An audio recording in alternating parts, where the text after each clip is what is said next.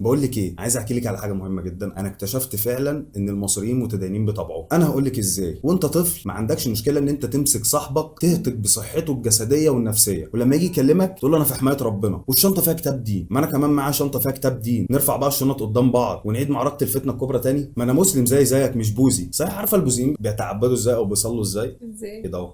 يعني النكد عندهم يعتبر عباده. بتكبر شويه تحس ان انت سيتي اوف بيتكو وليك ماركت شير. مفيش جنيه بيخش البيت الا وليك فيه. خنصره فلوس من دروس، من طلبات، من ايه تاني، من ملازم. طبعا عشان ترضي الوازع الديني بتاعك لازم تخش على امك تقول لها اتعاطيت الدواء اليومي يا امي، اخذت الانسولين، او مثلا تروح تقول لها انا شديت ورايا السيفون من باب بر الوالدين. ندخل بقى على المرحله اللي بعد كده، تبص تلاقي الشاب من دول كبر شويه، تيجي تقول لي انت بتسمع ايه يا ابني؟ الاغاني اللي انت بتسمعها دي فيها شتايم، عيب، قله ادب. يقول لك لا، انا الاغاني اللي بسمعها حلال. طب يا ابني بتسمع ايه؟ احنا بتوع ربنا ومعانا شهاده بكده. طب وريها لي انت كده، خلاص سيرتيفايد من الاخره يعني. او مثلا بسمع العبد والشيطان للشيخ محمود الحسيني، اللي هوله في الغرام باسم الاله بديت استغفر الله العظيم على ما جرى مني. جو جو جو جو جو جو جو جو. جو جو جو. حلال ده ولا مش حلال؟ انا عارف ان النظره الاولى حلال، لكن النظره الاولى تقعد تلت ساعه؟ وازاي؟ من مدينه نصر لشبرا بس اسمها ايه؟ النظره الاولى. سيبك بقى من ده كله. انا ممكن وانا في الشغل اتوضى بسرسوب المياه الجوفي المقطر. عنديش مشكله ان انا اتوضى سلو موشن.